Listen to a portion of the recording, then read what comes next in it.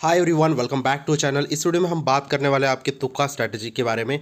तुक्का कैसे मारना है, इसके 10 साइंटिफिकली प्रूवन ट्रिक्स मैं आपके लिए लाया हूँ। ठीक है, इससे पहले भी मैंने कुछ ट्रिक्स शेयर किए, यहाँ पे कुछ सेम ट्रिक्स है, कुछ नए ट्रिक्स भी है। ठीक है, तो प्लीज़ वीडियो को अंत तक देखना, बीच बीच में स्किप मत करना। ठीक है, और प्लीज़ व्हाट्सएप ग्रुप को आपको ज्वाइन हो जाना है। वहाँ पे मैं इंपॉर्टेंट चीज़ें आपके एडमिशन प्रोसेस से रिलेटेड, कैसे आपको बेस्ट कॉलेज में जाना है, वो सब चीज़ें डालूंगा। और चैनल को सब्सक्राइब करे रखना। ठीक है, चैनल में सब्सक्राइब करने का एक ही पर्पज़ है यार, COE PGT Walchand PICT VIT के जो सोम्या कॉलेजेस में न्यूटन एडुकेटर्स के लास्ट 3 सालों में बहुत ज़्यादा बच्चे जा रहे हैं। ठीक है, इस साल आप भी जाओगे, इस बात की मैं गारंटी देता हूँ। ठीक है, कॉलेज में घुसना, ठीक है, ये आपके लिए अगर कम परसेंटाइल भी रहा तो भी हम घुस सकते हैं एक बेस्ट कॉलेज में। ठीक है, कुछ ट्रिक्स होती है, टिप्स होती है, आपको सिर्फ कॉलेज लिस्ट में थोड़े बहुत चेंजेस करने होते हैं। ठीक है, ऐसे बहुत सारे बच्चे लास्ट ईयर थे जिनके बहुत कम परसेंटाइल थे, फिर भी आज वो महाराष्ट्र के बेस्ट कॉलेजेस में पढ़ रहे हैं। सिर्फ एक ही चीज़ उन्होंने अच्छे से की, काउंसलिंग अच्छे से की, उन्होंने कॉलेज लिस्ट अच्छे से बनाई। ठीक है, तो प्लीज़ आपको चैनल को सब्सक्राइब करके रखना है, मैं सारी चीज़ें आपकी करा दूंगा। ठीक है, ट्रस्ट मी,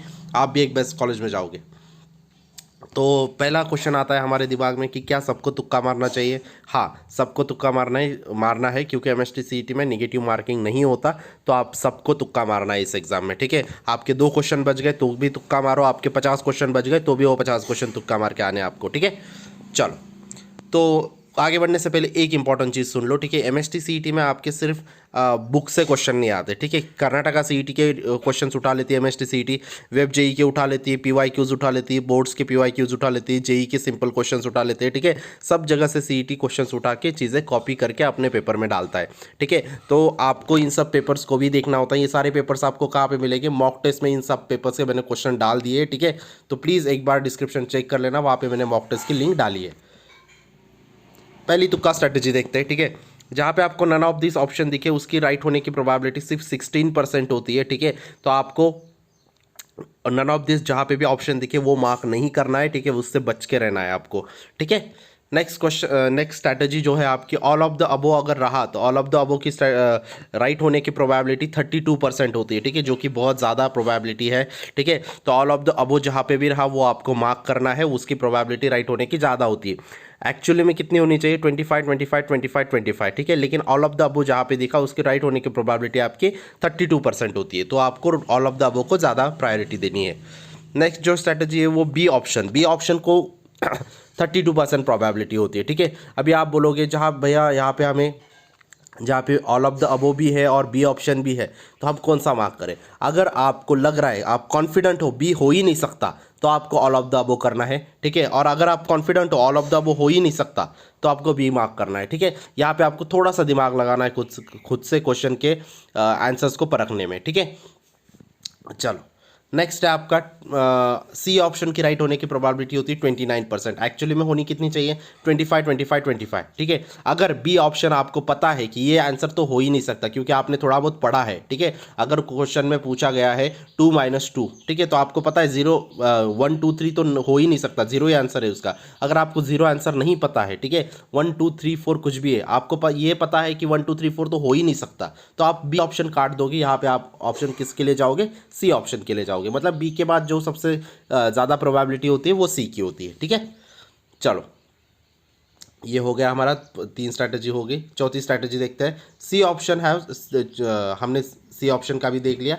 उसके बाद ब्रेक द वर्टिकल सीक्वेंस आपको ब्रेक करनी है। जैसे कि ए आपको सारे ए मार्क नहीं करने। ठीक है, अगर पहले 3 क्वेश्चन का जवाब ए है तो चौथे क्वेश्चन का जवाब कभी भी ए नहीं हो सकता, क्योंकि CET सेल कोई भी पैटर्न फॉलो नहीं करती है यहाँ पे। ठीक है, उनके गाइडलाइंस में भी ये लिखा है। ठीक है, तो पैटर्न आपको कहीं नहीं मिलेगा। नेक्स्ट जो है ब्रेक द लैडर सीक्वेंस। ठीक है, आपको लैडर सीक्वेंस ब्रेक करना है। जैसे कि ए, पहले का आंसर ए है, दूसरे का बी है, तीसरे का सी है, चौथे का डी कभी नहीं होगा। ठीक है, ये याद रखना है, लैडर सीक्वेंस CET सेल कभी फॉलो नहीं करता।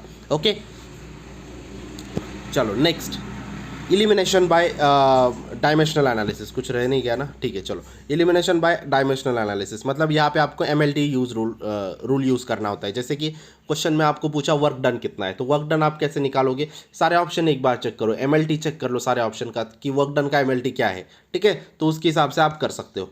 नेक्स्ट जो स्ट्रैटेजी है वो नॉर्मल एलिमिनेशन मेथड। ठीक है, जहाँ पे आप हर एक ऑप्शन को देखोगे और कट करोगे। मतलब सपोज कोई क्वेश्चन आया आपको A B C D उसके ऑप्शन है, ठीक है, आपको पता है ए तो आंसर हो ही नहीं सकता, ठीक है।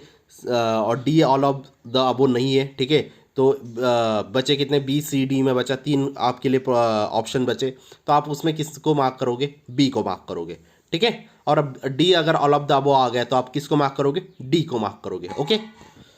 नेक्स्ट जो स्ट्रैटेजी है वो टोटल परसेंटेज एलिमिनेशन, मतलब अगर आपका पूरा पेपर है, ठीक है, पूरे पेपर में एक चीज़ याद रखना, अगर आपने पूरा पेपर सॉल्व कर लिया और आपके 50 क्वेश्चन फिर भी बच रहे या फिर 20 क्वेश्चन आपके फिर भी बच रहे, ठीक है, तो उस केस में एक बार सारे क्वेश्चन देख लो और गिन लो कि ए कितने हैं, बी कितने, सी कितने, डी कितने। अगर डी सबसे कम दिखे आपको तो वो 20 क्वेश्चन में सबसे ज़्यादा मार्क करने का ट्राई करना बी के ऑप्शंस, ठीक है, क्योंकि बी उसमें सबसे ज़्यादा आएंगे, सॉरी डी सबसे ज़्यादा आएंगे, क्योंकि डी ओवरऑल पेपर में बहुत कम आए, ठीक है। और सीटी सेल का मतलब ये हमने पैटर्न ऑब्जर्व किया है कि 25 चारों ऑप्शन डिवाइड होते हैं, मतलब ए पूरे पेपर में 25% रहेंगे, बी पूरे पेपर में 25% रहेंगे, सी पूरे पेपर में 25% रहेंगे और डी पूरे पेपर में 25% रहेंगे, ठीक है।